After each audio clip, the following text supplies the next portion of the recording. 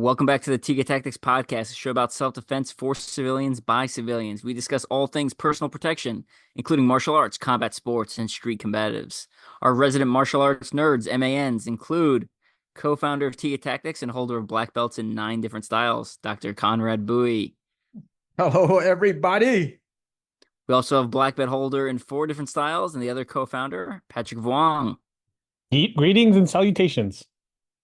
And I am your other co-host, active duty Army Special Forces soldier and champion obstacle course racing athlete, Evan Ultra-OCR man Perperis. Today we're going to be talking about, can you learn martial arts online? And I think I'm generally going to know the answer, but we're going to get into the nuance of it, because I feel like just like everything else in martial arts, there's like a blanket answer, and then there's like, well, you got to explain it a little bit more. So let's start off, head over to Patrick. Your thoughts, can you learn martial arts online? You definitely can. I do want to have a little disclaimer that is, as amazing as the internet is and training online, my favorite type of training is in person, but I do recognize that not everybody can train in person. You may want to train with an instructor who lives across the country. You may have an injury that prevents you from showing up in person. There are many reasons why people want to train online, and so I think this is a great topic to discuss, because yes, absolutely, you can train martial arts, you can train self-defense online, but it depends on the platform. Every type of online training has its pros and cons. I think both of you would agree, right? Yes. Yep. Yeah, I mean, agreed. You can learn martial arts online. I think the caveat there would be like, can you learn all of martial arts online? I think the answer is no. Like, there's got to be a balance in there, and there needs to be, you can learn a lot online, but I think if you're just training in person and you're not doing any sort of like video analysis or online training or online course or something, I think you're leaving out part of the equation, and you're not maybe maximizing your potential as fast as you could be. Let's jump over to Conrad. What are some wave top thoughts on, can you learn martial arts online? Yeah, just like we were talking, it's nuanced, and of course it depends. And I just think it does depend on several things. So it depends on the type of martial arts and what are you learning. So if you're learning something like forms or something, that can translate easier than something like Brazilian Jiu-Jitsu, for example, where you need some a body there, you need some feedback there as well too. Some arts you really need a second person, and then some arts you might not need a second person, like forms. That being said, even arts like Brazilian Jiu-Jitsu, I think Brazilian Jiu-Jitsu instructionals are one of the most popular instructional formats out there. And so having that as a supplement can definitely help. So in some arts, thinking of it as a supplement, I believe is beneficial for you, but you just can't really get the nuance, the details, the feeling, the sensitivity, as well as the pressure testing from something like that online. Also, it depends on the person as well too. Some people are more visual learners, and they can look at something and their motor neurons, their mirror neurons, they're very connected. And so some people just looking at it, they'll just stand up and be able to perform these things. And some people, it's not so connected. So they're looking at it and they're like, what just happened there? And so I think it also depends on the individual as well too. So I do believe you can learn it. And I do believe even for arts that don't translate very well into video format learning, you can definitely use it as a supplement as well too. So I think maybe if we just look at the pros and cons of learning online, that might be a good way to look at these things. But before we go into that, I do want to say I've learned a ton of stuff on videos, and from any and every art I've looked at videos, and I think looking at the videos, they have definitely helped me, whether I bought programs, like, paid for video programs, and I paid for plenty of those. I don't know, some of our older listeners, if you were involved in martial arts for a while, you would have heard of Panther Productions. I think they were one of the biggest video production companies that came out early in the 80s. And man, I remember looking at their ads. They would have like several pages of ads in the Black Belt magazine. And then if you got their mailing list, they would mail you this thick catalog. They had almost every art that you can think of videotaped from A to Z, from the basics all the way to the advanced, as well as drills and sparring. So many kung fu systems were on there, karate systems were on there, judo, jujitsu, jeet kune do, just about every art you can think about was on there. And I think Panther Production really led the charge with that. And of course, today we have YouTube, Instagram. There's just videos left and right everywhere too. But yeah, let's I think it's a good point here to jump into the pros and cons of learning online. Yeah, I feel like Panther Productions had a monopoly over martial arts videos, because when I go back and look at any video, and it's a lot of them are available on YouTube now. Like when I see any video from the 80s or 90s, you get that Panther growl at the beginning of like every video. It's like, yeah, you guys had a really strong hold on the market there. So yeah, Panther Production, and later on for me it was TRS. TRS Productions came out with some pretty cool street fighting videos, just about everything from self-defense to fighting in a bar room to knife throwing and axe throwing and even firearms and things like that too. So Panther videos came along later for me, and I was like, they had a special sale where I think the supposedly, they ran into some tax problems, and then they're like, oh, we need to get rid of our video cassettes. Yes, video cassettes back then, and they had their whole catalog for like under $1,000, and I was like, oh gosh, I'm gonna get oh the my whole thing, goodness. even though I had some repeats. Yeah. Let's jump into some pros. Let's start off with some pros. So I'll jump over to Patrick. What are your thoughts on some pros about training martial arts online or video, YouTube, DVD, VHS, whatever? Yeah. If Just anyone still has a quick VHS. story before I answer that question. For those of you listening who don't know, Conrad is my cousin, and so I would remember as a kid going over to his house, and there would literally be walls and walls of video, and they're all. I'm thinking like, oh yeah, the next, the RoboCop and the Terminator. No, it was all martial arts videos, like literally wall to wall. And you'd open his closet, and there'd be more like underneath his bed. There'd be so if the question is, can you learn martial arts through video? Yeah, just look at Conrad, because he would have every video on every martial art that I could even think of. So yeah, it's pretty crazy. And if you're wondering why, Conrad is such a true and amazing martial artist, it's like he's got a lot of supplements, a lot, videos, books, all this stuff. But to answer your question, Evan, the biggest pro is to, very much like what Conrad kind of alluded to, which is one of the big pros is that you can learn a system that you have no physical access to. Back in, like, for me, a classic example is, it's 1991, I think. UFC 1 comes out. I see this little horsey guy just steamroll through 4 opponents, and he wins the first UFC 1. And I'm like, what the heck is Brazilian Jiu-Jitsu? I knew what Jiu-Jitsu was. Had no clue that there was a Brazilian version. And for years, I wanted to learn this, but nobody in my hometown of Edmonton, Canada, even knew what that was. So there would be no way for me to learn that. And so it took many years until finally video came along, and we started to be exposed to it and things like that. But to me, that's the number one pro, is that if you live in the middle of nowhere and you have no instructors in your town, you got to go online to find the art or to find the teacher who you really want to learn from. Yeah, absolutely. That's a good one. I think I've mentioned on the podcast, I've done some Wing Chun, but mostly it's the forms, and there was not a Wing Chun school close to me. So I did a lot of it online. I was doing Jeet Kune Do at the time, so like I felt like it supplemented some of that training. But that's how I learned the Wing Chun form, essentially through an online format.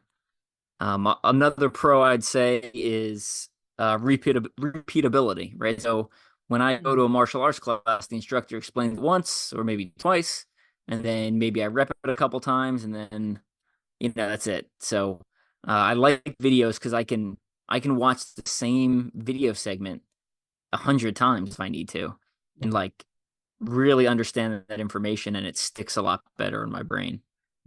So that's one of the things I like. Yeah, I think being able to stop and rewind and slow mo and that's a huge benefit. Absolutely. Patrick, what else? Some other pros you got here? There's a kind of like I guess a con of like I'll do the reverse and it'll make a little bit more sense. One of the cons of training in person is you listen to the instructor, he'll go through the technique, whatever, and then he just moves along and you could ask him follow-up questions, but sometimes he'll want to just maybe he wants to go through 5 or 6 techniques in one class and he doesn't want to slow down the whole momentum just because you have this one question. And so a lot of times you may have learned it, but you're like, I don't quite get it. So the video allows you to kind of break it down, especially if you're a visual learner, as Conrad mentioned before. It allows you to break it down so that you're no longer having to memorize it. People who've mastered something, they're no longer thinking about it. It's just automatic. But if you're learning it at first, there's a lot of memorization that has to go on before your body gets to that automatic mode. And so it allows certain types of learners to really get the I guess it's the way of learning that can be really helpful for certain people. I'm not sure if that makes any sense, Evan. Yeah, I think that made sense to me. I think another pro would be back to stopping and rewinding. You can review at any time. So if you feel like 12 midnight in your head, how did I do that move again? You can pop that up. You don't have to run down to your gym or call your teacher or anything. So I think that kind of goes in with the stop and rewind and try and figure that out. But you could do that at any time. So the whole convenient factor of being able to train at any time as well too. Like I know some people they can only train in the afternoon. Some people can want to train in the morning. Some people like to train at midnight. I've met some people like that. And it's just the convenience thing. You can train at any time and then anywhere. So you could be on vacation in your room, in your hotel room, and you could still be training. You could be on the bus and just looking through videos and either reviewing or learning something new that you might try physically later. So the whole convenience factor that's a big Yeah, I one there. watched a whole. It was actually on knuckle dusters, so like brass knuckles, on a plane ride, like an international plane ride, and then I'd watch a little bit and then like rehearse it in my mind, kind of like my eyes closed, and I repeated it. And by the end of the trip, I had like I essentially memorized like almost the whole like 40-minute documentary or the instructional. I was like, oh, that was pretty good. I hadn't thrown a single punch yet. I can only imagine the person behind you thinking, "What the hell is this guy I'm watching?" always very conscious about what I'm reading and how like I make sure that I'm like angled away from people because yeah, last thing I need is Yeah. like the security call to me because the guy next to him is reading like a knife book or something crazy. Um, so another pro I'll add is you're we get tired, right? And I can only like physically stand up and train, even as an ultra endurance athlete. I can only stand up and train so many hours a day before I'm like physically and emotionally exhausted. You can essentially continue to train even when you're resting and you're letting your body heal and recover. So that's one of the things as someone who likes to get obsessive about topics and like really deep dive, that's one of the things I really like about it is I can essentially stack more training volume into a single day than I could if I was physically in person doing the training over and over again. So Yeah, that's definitely a good one. Absolutely. I Another think pro. another pro would be that like kind of what you were talking about, it can be self-paced, and I think Patrick was alluding to that as well too. Yeah, we sometimes there's people who learn very quickly, and on video, they can just self-pace themselves, blah, blah, blah, blah, right through it. Instead of in class, you kind of, you feel like you're held back, like, oh, come on, the teacher's been explaining this over and over again, the last 10 minutes, let's get on with this. So but and on the flip side, some people they're looking at a technique and thinking, can I see that again? One more time. Where was your hand there? Where was your foot? And so they might feel shy about holding up the class as well too. So I like that idea of just being self-paced as well too. One other benefit would be, it is cost effective compared to gyms nowadays. Gyms in San Francisco, we're charging $200 a month now, $200+ a month now. And of course, what do you expect when minimum wage is $20 over here? Everything just goes up. And so courses, some of our flagship programs, that's like just 2 months of classes, and you have that program for a lifetime. And there's definitely enough material to cover at least 2 months, if not more, of training, a lifetime of training as well too. So if you look at it that way, you'll save a ton of money.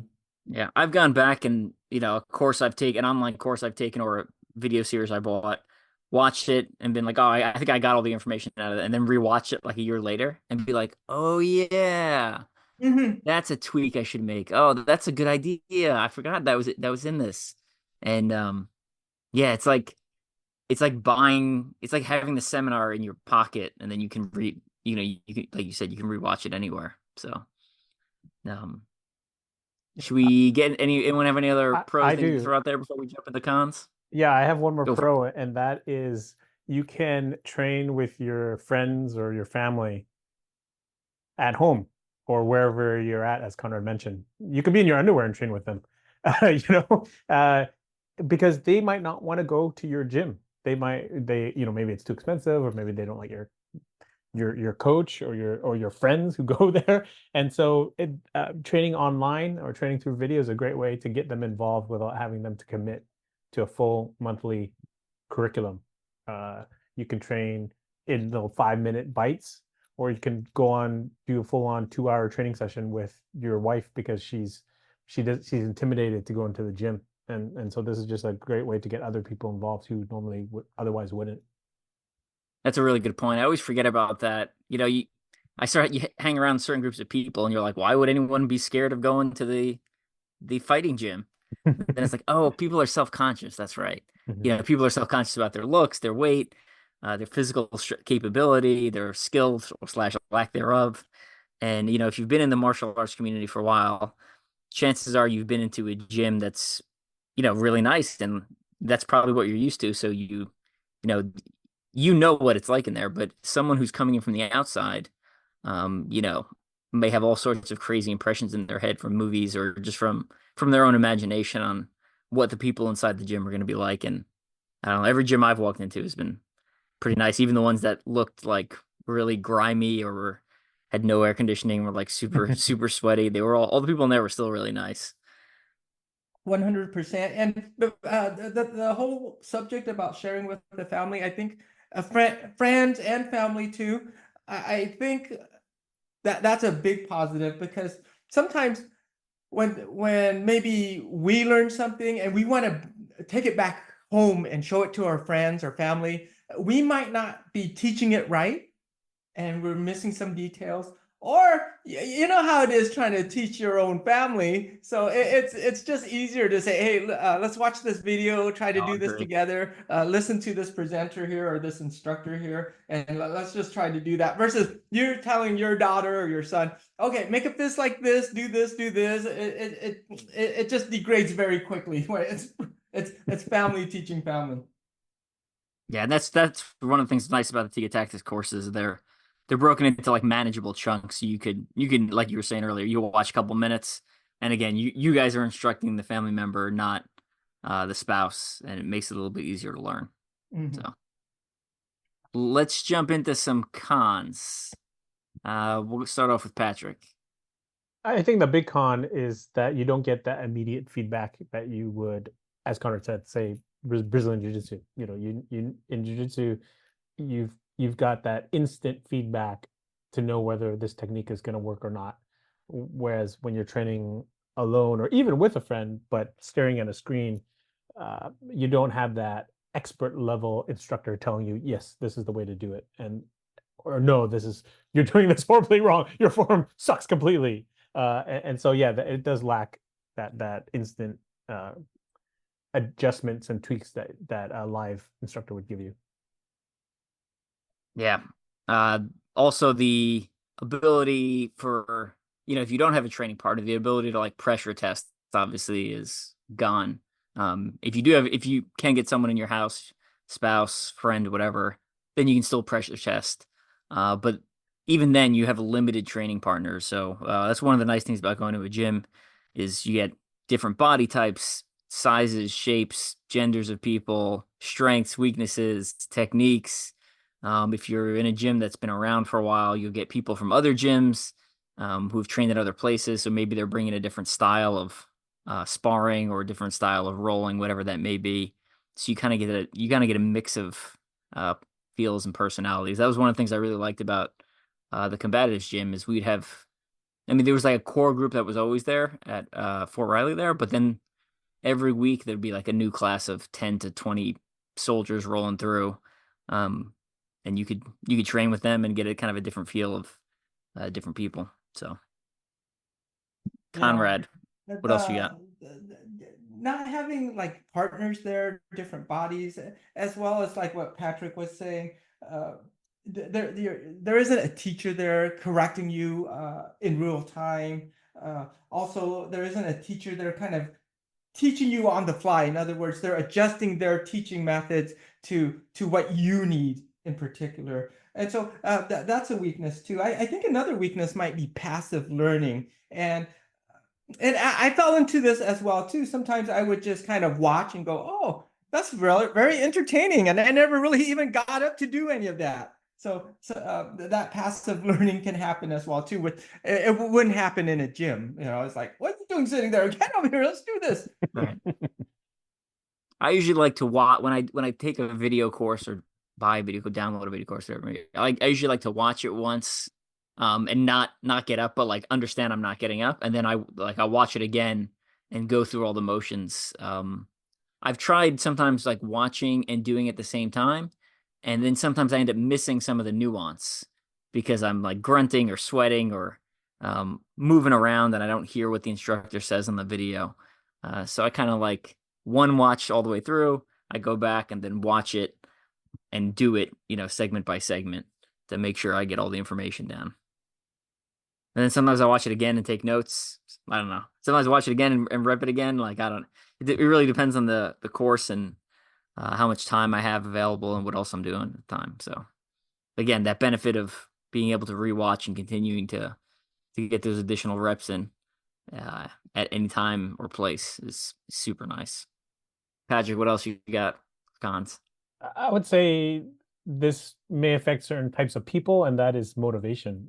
When you're doing online training, there's no one to tell you what to do, when to do it, and in what intensity. It's really up to you. So it's obviously self-motivated people will benefit the most on online training, and if you're a little bit lazy, then it may not benefit you as much, unless you build some sort of structure, a regimen, put into your calendar, set alarms on your phone to make sure, hey, I'm getting in training, whether it's 5 minutes a day, 15 minutes multiple times a week, or going hardcore and doing a full-on 1 hour, 2 hour session by yourself. That you don't get that type of structure with online training that you would otherwise if it were in person, because the gym has a schedule. You either show up or you don't, and so self-motivated people definitely benefit the most with online training. Yeah, and if you're having trouble with that, I can't remember the actual technical term for it. I think maybe like linking behavior or something. Is if you tie another activity to the activity you're trying to do, right? Like a lot of people brush their teeth right before they go to bed, and those two things are like paired together all the time. So you'll always kind of go through that set of motions. So if you can take something you're already doing and then pairing it with your training, that's a good way to like make sure you're doing it right. So if you, I don't know, if you have a cup of coffee in the afternoon and like it's like, all right, I'm gonna have my cup of coffee and then I'm gonna train for 15, 20, 30 minutes, an hour, whatever it may be. If you link those two together, it makes you, I feel like it makes you a little more productive. That's what I do with going to the gym. Essentially, I take like a pre-workout drink, and at that point, I'm like, well, I took the caffeine. Now I can't let it go to waste. I can't waste money just letting that pass through my body. So then I have to go to the gym, and then when I go to the gym, I link a lot of my at home martial arts training to that. So I'll do some weights, hit Bob a little bit, and go back and forth. And then afterwards, we usually work on some of the other bladed arts stuff I've been working on. So all those things are kind of clumped together as one activity. And if I don't do the step one, then I typically don't do the rest of them. And if I do step one, I typically do all the rest of them.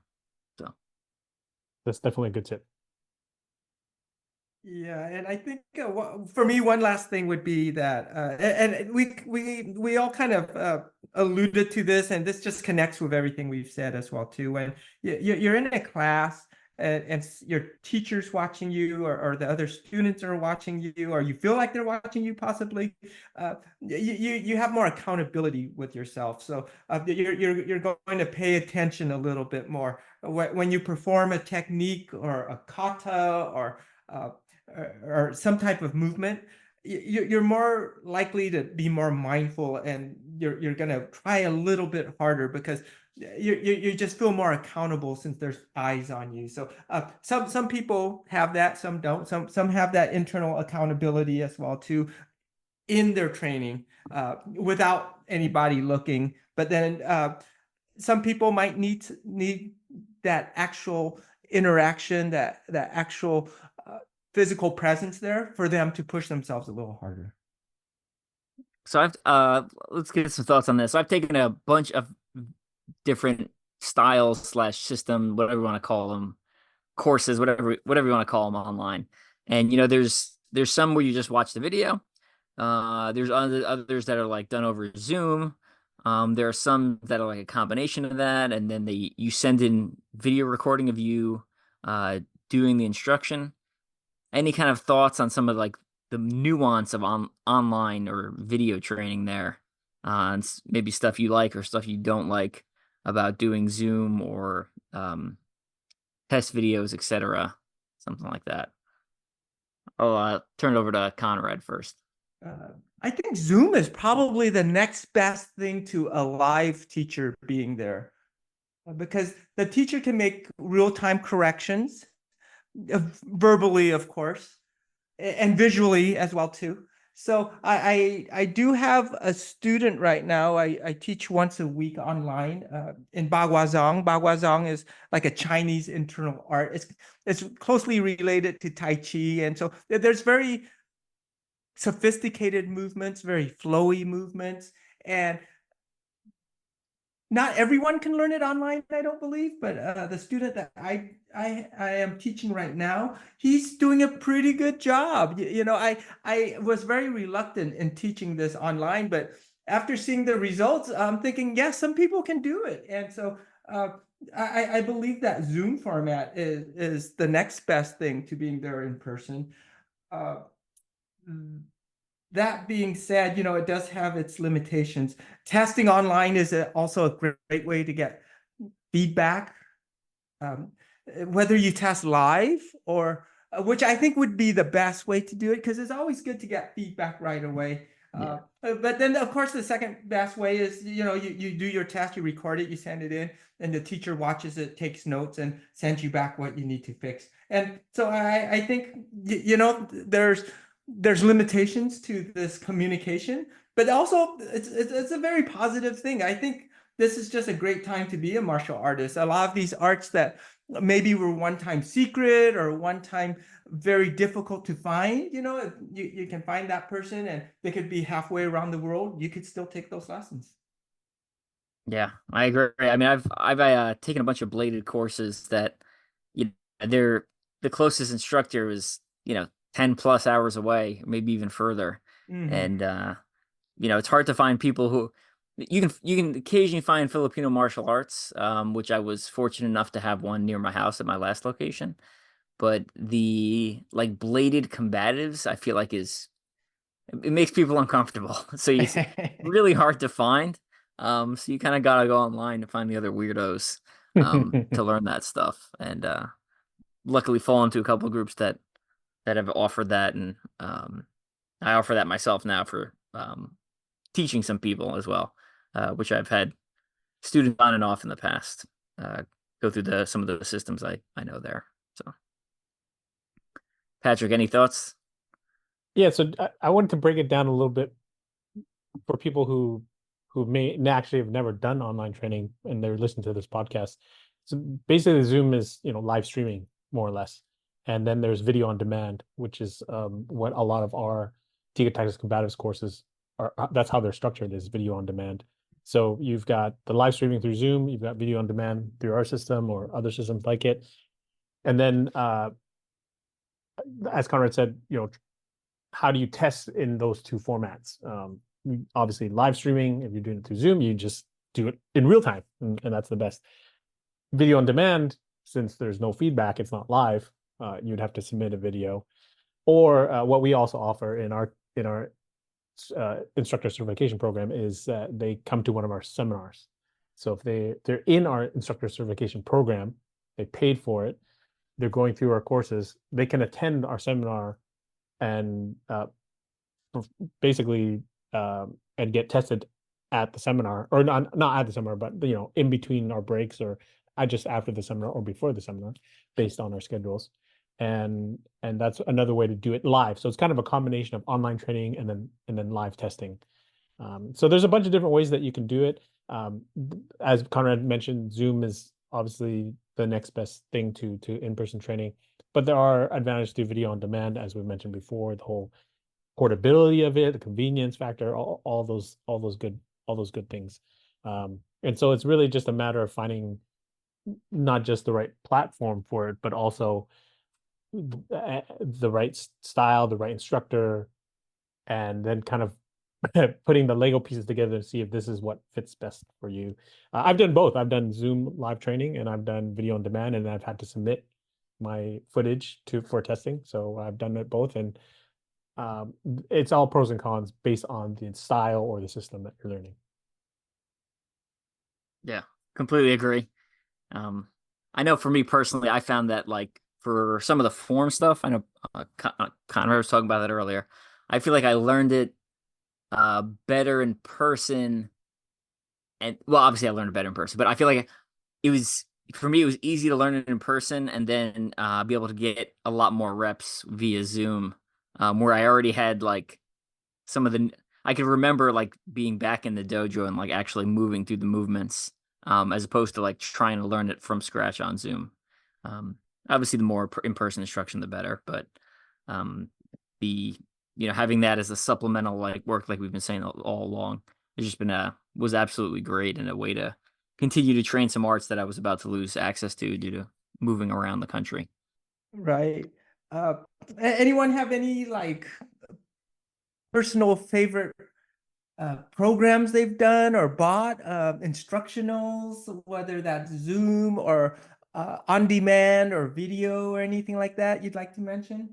I think they're all, I think they all bring something of value in a different way. Um, and I also think, like, obviously, Tiga Tactics was like one of my favorites, right? Just because I thought you guys really break things down simply, and it's real world applicable. It's simple. It's easy to use. I like the fact that when the Tiga Tactics online courses, you guys teach the movement, and then you actually have like, all right, the next minute we're gonna rep it out, and like you actually do a minute timer, so you could like follow along, as opposed to there's some DVDs like I've got some like Muay Thai DVDs, and they'll be like, all right, here's how to do the knee strike. All right, moving on. Now we're doing the elbow strike. All right, moving on. Now we're doing the reverse elbow, and you're like, wait. Like I didn't rep any of this yet, so you'd have to like constantly pause and restart. I like how your guys is structured. One of the things I'm taking online right now is Western Piper methods. It's a bladed essentially system. And I basically do Zoom classes twice a week, and then I send in video of me training basically every couple of days to the instructors, and they give me feedback. And that's been really great to, one, not only have that Zoom class, which is live, and then a lot of times it's recorded as well. So if I miss it, I can catch the recording, but also to get that feedback, right? So I send in like a 20-second video, 30-second video of doing a specific technique or a specific part of the system, and the instructor shoots some feedback on his free time, right? So that it doesn't me and the instructor's times don't have to line up very well. They can be, offset by 36 hours, and I'm still getting feedback. He's still getting to see what I'm doing. It's not like the videos are cut up. It's just one, 30-second clip of running through a couple of reps of a specific technique. Um, I'll let someone else talk for a little bit and then jump in after I think about some of the other courses I've taken. I'll go next. Yeah, Panther Productions, the Paul Vuong Jeet Kune Do series. I remember watching those, and that just blew my mind. I was probably in high school still, maybe in college. And when I first saw that, I was like, "Oh my goodness, this is some cool stuff." I think that was one of my favorite series. The Brazilian Jiu Jitsu, I have a lot of programs from there. I have like way too many. And then there was a service, I think it was called MMA Vault, that would loan it was like uh it was like Netflix back in the day when they would loan you a DVD, but these Mm. people loaned you martial arts DVDs. And so I would just get a bunch of those, watch them, take notes. And there were so many good instructions on that one as well too. Marcelo Garcia. Another series that's one of my favorites is Mario Sperry. I gave you that set, Patrick, that Mario Sperry Yes. set. That's Yes. a really good set there as well too. Uh, there's some really good kung fu sets out there as well too. And sometimes I'll just get it for like just educational purposes. Not that I want to learn the art, but I want to see the art. I want to see what it's about, and just the overall the forms and things like that. I know Wing Lam had a whole extensive collection on Hung Gar, as well as Tai Chi and Northern Shaolin. And yeah, I would passively just watch. I wouldn't even call it passive learning, although it is passive learning in the fact that I'm getting to look at the style and their forms. I might not be practicing the forms, but to just get educated in the overall system and what they have to, how they teach and what they're teaching. I think that was that was just incredibly fun for this nerd. That's good stuff. I've got some ninjutsu DVDs that I'm working my way through. I have not made it very far. Um, Ooh, base ninjutsu, that is cool. well, since I've been on American Ninja Warrior and people keep calling me a ninja, I was like, I should know some ninjutsu so I can back up that statement. Like I said, I've only made it through like one DVD, and it was pretty basic so far. It looked a lot like a little more like it looked like traditional karate to me at this point. Obviously I'm only one DVD in out of like 10, but um, I think the next DVD had some sword stuff in there and so I'm waiting for the combat rolls and the smoke grenades. Right, right. I'm sure that's coming eventually. You gotta throw the ninja stars, the shuriken, and everything. Yeah, yeah, yeah. Patrick, what do you got?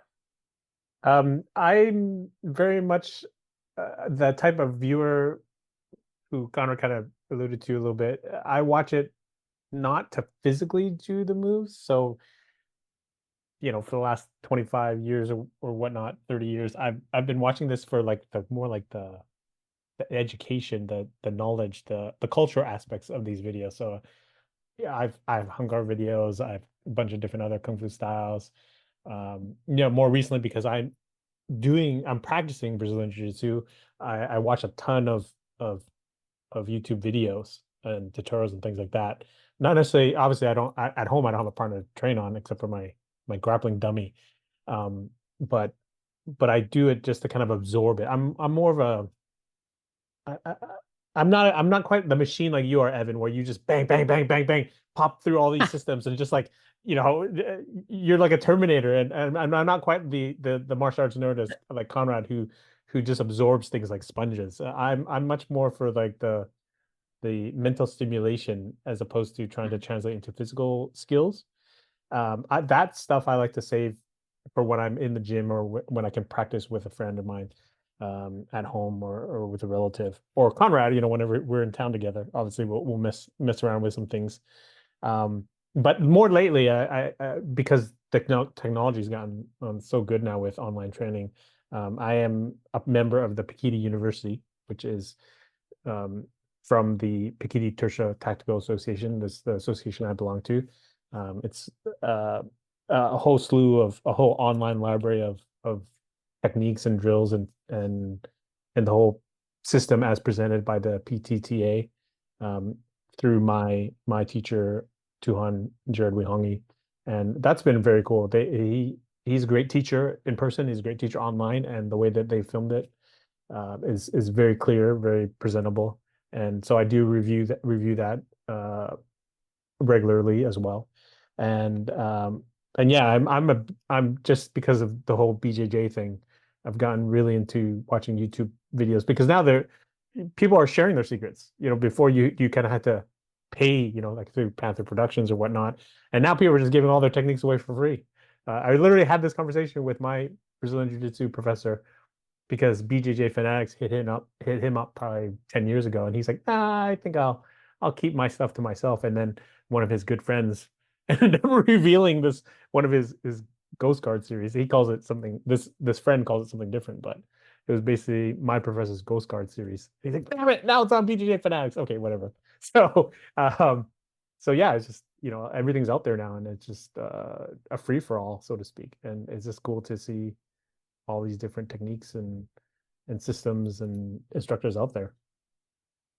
And I What? think that propels the martial arts forward. Something Yeah. like BJJ, where a competitor is willing to show their whole game from A to Z, and now they know that other people know, and so they're gonna elevate their game even higher. So I think that just causes, like what they say, the rising tide causes all boats to raise there. I think that just propels the art to a higher level. It's the same thing in Muay Thai.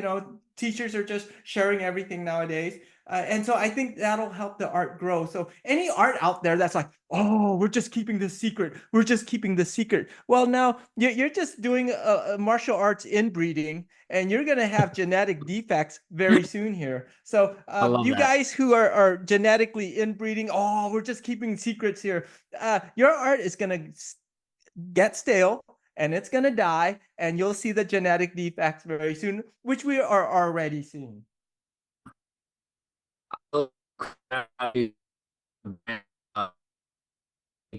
Online stuff called Protect Your Nation by Byron Rogers. He brings in all sorts of different instructors from all it's not all martial arts. A lot of it's like security based. A lot of it's kind of like a mishmash of like random combatives, real world application type stuff, and not all of it. Actually, most of it you don't need to be like physically doing stuff. You can just listen and absorb. So I really like a lot of his stuff too. So And he's a good guy in person. I've had a chance to talk to him. He doesn't live too far away from me actually. oh no way, Yeah, he's a good human being, doing good work. good stuff. Cool. Any other final thoughts? What else we got to cover before we close this topic out? Now, speaking of online training, uh, we're going to be hosting I don't know how much we want to reveal, Conrad, but we will be hosting a webinar in November, and it will be focused on CLOT. Yeah, go ahead and reveal everything. I think this is just a great time to talk about it. No secrets. That's right. There's a special guest also, and it's not me for once. I'm excited. Right. Yeah, so we'll be hosting this webinar. It'll be on Saturday, November 16th, and it will feature Grandmaster Willem de Tours. or as he's affectionately called, or as he prefers to be called, Uncle Bill. And he's not one for ranks and ego and things like that. And so it's a great way to to learn from a living legend. Conrad, you could speak more to him because he is your instructor. Yeah, definitely love to. He is the last of the Torres brother, and the Torres brothers, they brought Panjak Silat Charak over to the U.S. and they were Guru Dan Inosanto's teacher in Silat, and from there, of course, Guru Dan Inosanto literally introduced Silat to the U.S. because before then, very few people heard of Silat. But after Guru Dan Inosanto started training Silat, he started talking up Silat. Everyone wanted to jump on board. So uh, Uncle Bill's the last of those brothers there, and he's turning 89 soon. He's 88, but he's turning 89 soon. And if you just tune in just to watch him talk, watch him move, be inspired by who he is and what he does at that age, that is worth the price of admission alone. Because just to see him at his age move around, talk, his mind is still very sharp and his movements are still very crisp and smooth.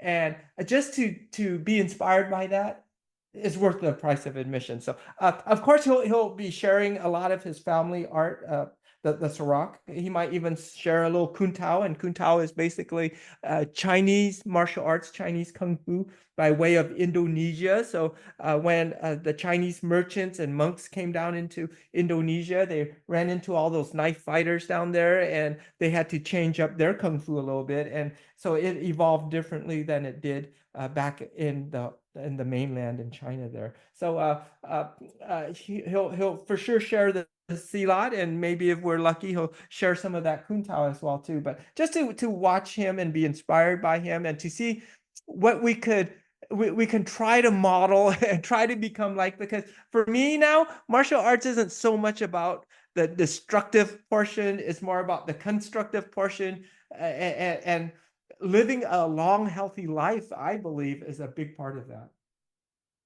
I believe we also have a seminar coming up, correct?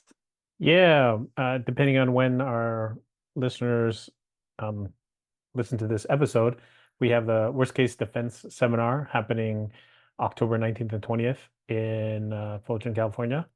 And it's going to be focused on how to deal with an armed attacker when you are empty-handed or unarmed. Good stuff. Any other final shout outs, things we need to plug before we let everyone go? Send it over to Conrad first. I have nothing other than thank you everyone for tuning in and listening and hanging out with us. Patrick. Stay tuned for our next online program, which will be the EDC pen course. It's going to go live pretty soon. It's basically done. We're just kind of fine tuning things and making sure it's 100%, or I should say 110%. And so I think for people who do not want to carry a lethal weapon with them, this is perfect for them, because you'll be able to carry, the mundane writing implement and turn it into a very effective improvised self-defense weapon. But obviously it requires training, and so that's what the course is for. Awesome. I'm looking forward to that one. And then make sure I'm going to drop some links down in the show notes down below, both for online training through Tiga Tactics, but then also for my new book, Tiga Tactics. I always mess up the title. Run If You Can, Destroy If You Must, Tiga Tactics Runner, Walker, and Hiker's Guide to Self-Protection or Self-Defense. Check that out. It's available on Amazon or off my website, teamstrengthspeed.com. I've also started a Patreon for some of my personal combatives.